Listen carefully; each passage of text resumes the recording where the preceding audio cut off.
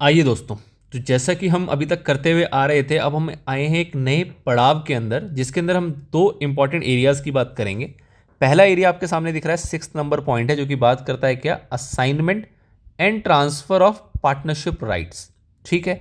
और दूसरा एरिया आएगा 7th नंबर, जिसके अंदर हम बात करेंगे कन्वर्जन इनटू एलएलपी, मतलब कि किस किस तरीके की एंटिटीज को एलएलपी में कन्वर्ट किया जा सकता है और उससे रिलेटेड क्या प्रोविजंस है जो कि इस एक्ट में दिए गए हैं, और उसके जुड़ी हुई जो इतनी बातें हैं वो सारी चीज़ें कि किस तरीके से वो डिटरमाइन होती हैं।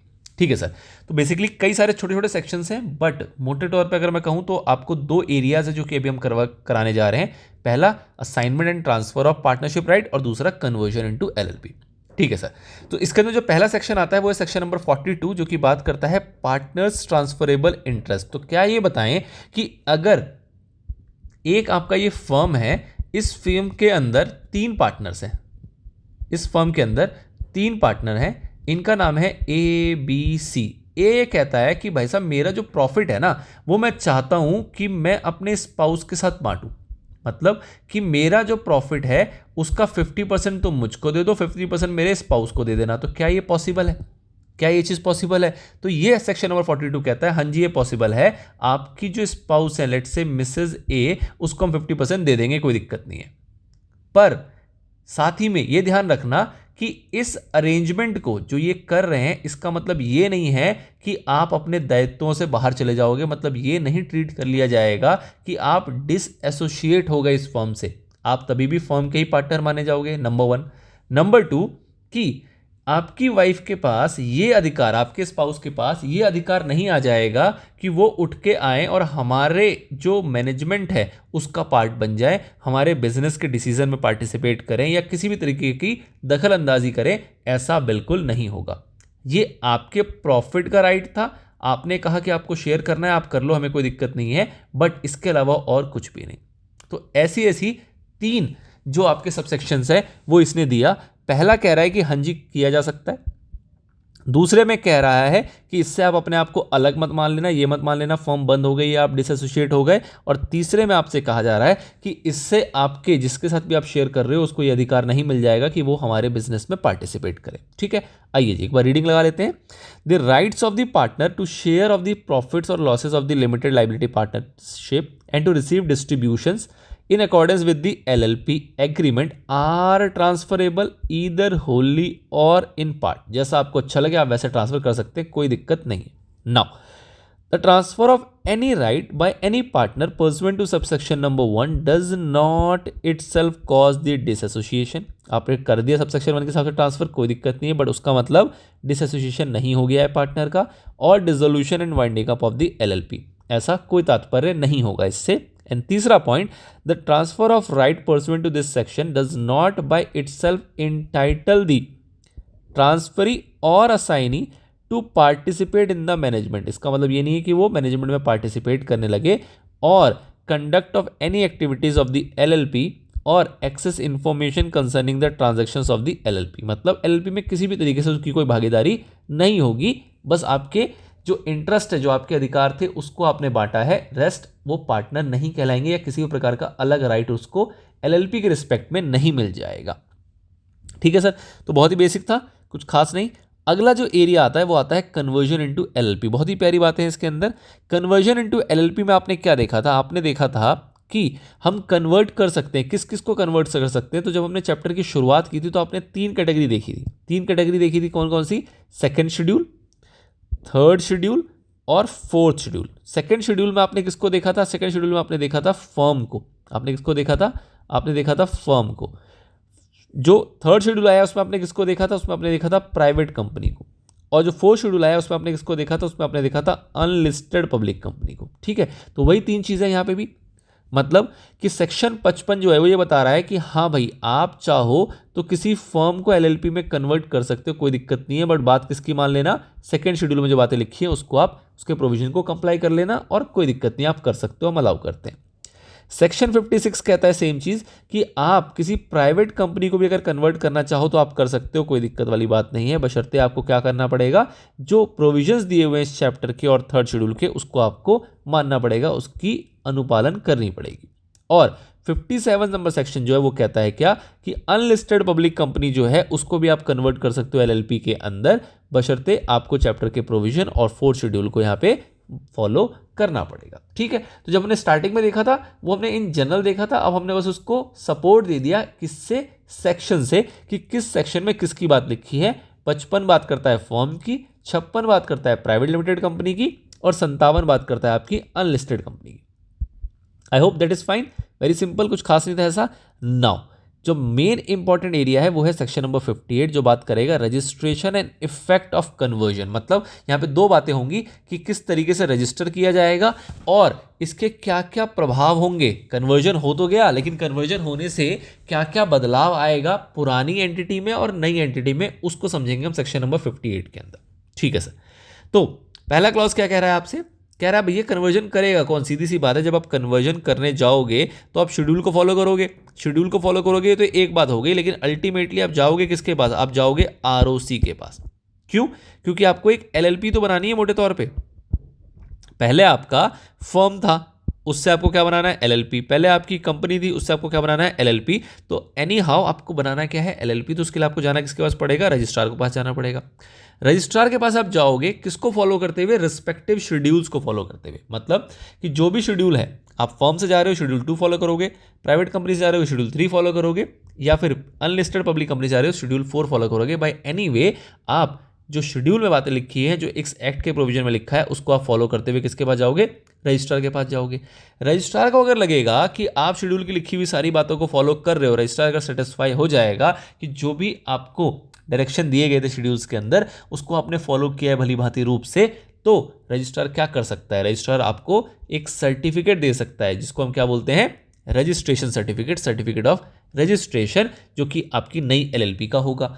अब आपने देखा था स्टार्टिंग में जब भी आपको रजिस्ट्रेशन सर्टिफिकेट मिलता है तो उसके अंदर दो बातें लिखी होती हैं which is important. Number 1 is कि आपकी एलएलपी का नाम क्या है, और नंबर 2 इज कि आपका एलएलपी किस डेट से इफेक्टिव हुआ है, मतलब किस डेट से आपकी एलएलपी शुरू हो गई, चालू हो गई। वो दोनों बातें आपकी कहाँ लिखी होती हैं, आरसी के ऊपर, और वही आपका एक कंक्लूसिव एविडेंस भी माना जाता है। ठीक है सर, ये बात भी समझ में आ गई। अब ये बंदा जो फर्म वाला था या ये बंदा जो कंपनी वाला था, ये आरओसी के पास गया और इसने कन्वर्जन के लिए फाइल कर दिया, इसको मिल गया नया रजिस्ट्रेशन सर्टिफिकेट। अब ये बेचारे लोग पहले भी तो कहीं ना कहीं रजिस्टर होंगे, मतलब कि जो फर्म था वो इंडियन पार्टनरशिप एक्ट के अकॉर्डिंग हो सकता है रजिस्ट्रार के पास रजिस्टर हो रखा हो, जो कि वॉलंटरी होता था, बट हो सकता है ना रजिस्टर हो रखा हो। और कंपनी की बात करें तो ये तो भाई कंपनीज एक्ट के हिसाब से रजिस्टर हो ही रखा होगा, ये तो कंपनीज एक्ट के हिसाब से रजिस्टर हो ही रखा होगा। किसके पास हो रखा होगा, आरओसी के पास। वो आरओसी जो कि इसकी कंपनीज को डील करती होगी, और अभी जो आरओसी थी वो कौन सी थी, वो जो इसकी एलएलपी को डील कर रही है। तो अब से क्या कहा जा रहा है कि भाई साहब आपको जब ये आरसी मिल जाएगा ना, रजिस्ट्रेशन सर्टिफिकेट मिल जाएगा, तो 15 दिन के अंदर अंदर उनको बता देना जिनके पास आप पहले रजिस्टर थे। क्यों, क्योंकि तभी तो वो आपको वहां से बाहर निकालेंगे। आपने कन्वर्जन करा लिया तो अब आपकी कंपनी नहीं रही, आपने अगर फर्म कन्वर्ट करा लिया तो अब आपका फर्म नहीं रहा, तो आपको वहां से डी रजिस्टर करना पड़ेगा, आपको वहां से हटाना पड़ेगा। उसके लिए आपको उसको सूचना देनी पड़ेगी। सूचना किसको देनी पड़ेगी, अगर आप फर्म की बात करें तो रजिस्ट्रार ऑफ फर्म को, और कंपनी की बात करें तो रजिस्ट्रार ऑफ कंपनी को। कितने दिन के अंदर, 15 दिन के अंदर क्या बताओगे कि भाई साहब हमारा कन्वर्जन हो गया है, ये रहा हमारा नया सर्टिफिकेट, ये रहा हमारा नया सर्टिफिकेट। तो उसके बेस पे वो नेसेसरी एक्शन ले लेगा। अगेन आपको क्या करना पड़ेगा, वही प्रोसीजर जो कि उस एक्ट के अंदर, मतलब कंपनीज एक्ट के अंदर बताया गया होगा कि ऐसे सिचुएशन में आपको इंटीमेट कैसे करना है, और ऑब्वियसली वहाँ पे भी कुछ ना कुछ आपको फीस वगैरह जो होगी वो पे करनी पड़ेगी। ठीक है सर। नाउ अब जब आपका कन्वर्जन हो गया तो कंपनी के अंदर, जब आप कंपनी में थे तो कंपनी के अंदर आपके साथ कौन कौन लोग होते हैं, कंपनी के अंदर आपके थे शेयर होल्डर्स, ठीक है, कंपनी के अंदर थे आपके मेंबर्स, और अगर फर्म की बात करूं तो फर्म के अंदर आपका कौन था, फर्म के अंदर था आपका पार्टनर। अब जो भी ये लोग थे, इन लोगों को क्या करना पड़ेगा, इन लोगों को क्या करना पड़ेगा, इन लोगों को एलएलपी की बातें माननी पड़ेगी। मतलब कि एलएलपी के अंदर या तो ये लोग क्या बनेंगे, पार्टनर, या तो क्या बनेंगे, डेजिग्नेटेड पार्टनर। और वो सारी कंप्लायंसेस जो एक एलएलपी को करनी होती है, मतलब एलएलपी के पार्टनर या डेजिग्नेटेड पार्टनर को करनी होती है, depending upon the respective schedules. Respective schedules का मतलब क्या हुआ कि अगर फर्म बात करें तो फर्म वाला बंदा जो होगा, जो पार्टनर होगा, वो यहाँ पे पार्टनर या फिर डेजिग्नेटेड पार्टनर बनेगा। और अगर कंपनी की बात करें तो शेयर होल्डर या मेंबर जो होंगे उनका कन्वर्जन होगा। बट एनी हाउ जो भी ये कन्वर्जन होगा, कन्वर्जन होने के बाद जो भी उनके पार्टनर्स थे, शेयर होल्डर्स थे, उनको कन्वर्ट होने के बाद पार्टनर्स ऑफ एलएलपी कहा जाएगा और इनके शेड्यूल से वो बाउंड हो जाएंगे, मतलब इसके अकॉर्डिंग उनको अब चलना पड़ेगा। ठीक है सर। और जैसे कि हमने देखा कि आपका इफेक्ट ऑफ कन्वर्जन भी आएगा। इफेक्ट ऑफ कन्वर्जन का मतलब कि कन्वर्ट जब आप हुए तो उसके प्रभाव कुछ पड़ेंगे। प्रभाव क्या पड़ेंगे सर, इन जनरल बता दो जरा। तो इन जनरल अगर हम बात करें तो जब आपकी पुरानी फर्म या कंपनी रही होगी वहां पे आपके कुछ एसेट्स या लायबिलिटीज रहे होंगे। बिल्कुल रहे होंगे सर। जो पुरानी फर्म थी, ये पहले वाली, चाहे वो फर्म कह लो चाहे वो कंपनी कह लो, ये कन्वर्ट हो गई एलएलपी के अंदर। ठीक है सर। अब इसके कुछ ना कुछ क्या रहे होंगे, एसेट्स, कुछ ना कुछ क्या रही होंगी, लाइबिलिटीज। ठीक है। हम मान लेंगे, आपको कुछ अलग से हरकत करने की जरूरत नहीं है, हम मान लेंगे कि ये सारे एसेट्स और लाइबिलिटी अब किसके हो गए, एलएलपी के हो गए। हम मान लेंगे कि ये जो कंपनी थी आपकी क्या हो गई, क्लोज हो गई, वाइंड अप हो गया, इसका ये खत्म हो गया। ठीक है। ये एजम्पशन है। ये एजम्पशन मतलब कि ये रजिस्ट्रेशन का आपका इफेक्ट है कि क्या इफेक्ट आएगा रजिस्ट्रेशन का, तो ये इफेक्ट आएंगे। ठीक है सर। तो क्या कह रहा है, notwithstanding anything content in any other law for time being in force on and from the date of registration. जैसे आपका रजिस्ट्रेशन हुआ, स्पेसिफाइड इन दी, कहाँ लिखा होगा, डेट, सर्टिफिकेट ऑफ रजिस्ट्रेशन के अंदर, जो कि आपको शेड्यूल 4 के अंदर मिलेगा। तो क्या होगा उसके साथ कि उस डेट से क्या मान लिया जाएगा कि एक एलएलपी बन चुकी है। जितने भी टेंजिबल, मूवेबल हो, इमूवेबल हो या इनटेंजिबल, जो किसके पास थे, कंपनी के पास या फर्म के पास, किसी के पास भी हो, all assets, all interest, all rights, privileges, liabilities, obligation relating to firm या कंपनी, मतलब फर्म और कंपनी के जितने भी चीज़ें थी, चाहे वो एसेट्स हो, लाइबिलिटी हो, मोटे तौर पे वो सारी की सारी क्या हो जाएगी, ट्रांसफर हो जाएगी। किसके पास आ जाएगी, एलएलपी के पास आ जाएगी। एलएलपी के पास विदाउट फर्दर एश्योरेंस एक्ट और डीड, मतलब उसके लिए आपको अलग से कोई और एक्टिविटी करने की आवश्यकता नहीं है, कोई अलग से ट्रांसफर डीड नहीं बनाना, कोई और डॉक्यूमेंट तैयार नहीं करने हैं। कन्वर्जन के उपरांत ये मान लिया जाएगा कि जो भी पहले वाले का था वो अब नए वाले का हो गया, मतलब जो भी पहले वाले फर्म या कंपनी का था वो नए वाले एलएलपी का अब हो चुका है। चाहे वो एसेट्स हो, चाहे लाइबिलिटीज हो, चाहे वो उधारी हो, चाहे वो देनदारी हो, सब इस नए वाले का मान लिया जाएगा। ठीक है। और तीसरा एजम्पशन, जो तीसरा इफेक्ट है, वो क्या माना जाएगा कि जो भी आपकी फर्म या कंपनी थी वो मान ली जाएगी डीम्ड टू बी डिसॉल्व। अगर फर्म था तो डिसॉल्व हो गया, कंपनी थी तो वो रिमूव हो गया, कहां से, रजिस्ट्रार के रिकॉर्ड से, चाहे वो रजिस्ट्रार ऑफ फर्म की बात करें चाहे वो रजिस्ट्रार ऑफ कंपनी की बात करें। ठीक है जी, बिल्कुल सिंपल। 3 एजम्पशन, जैसे ही आपका कन्वर्जन हुआ, आपका रजिस्ट्रेशन हुआ, उसके साथ 3 एजम्पशन साथ में चल के आएगी। पहला क्या कि एलएलपी बन चुकी है, सारे एसेट लायबिलिटी ट्रांसफर हो चुके हैं। और तीसरा कि जो भी पुरानी एंटिटी थी वो आपकी खत्म हो गई है, नष्टो नाबूद हो चुकी है, उसकी एग्जिस्टेंस अब नहीं बची है। This is the effect of registration. आपसे अगर अलग से इफेक्ट ऑफ रजिस्ट्रेशन का सवाल आता है तो ये 3 बातें आप वहां पे कोट करके चलोगे। ठीक है। और ये इफेक्ट ऑफ रजिस्ट्रेशन जो होगा ये बेसिकली कब से होगा, जब से आपको सर्टिफिकेट ऑफ रजिस्ट्रेशन मिलेगा उस डेट से ये हो जाएगा, एज स्पेसिफाइड, और स्पेसिफाई कर दिया गया यहां पे अलग से। Okay sir, now this is all about conversion. अब एक लास्ट कॉन्सेप्ट जो और रह जाता है इसके अंदर, मिसलेनियस के अंदर, दिस इज सेक्शन नंबर 59 जो कि बात करता है फॉरेन एलएलपी।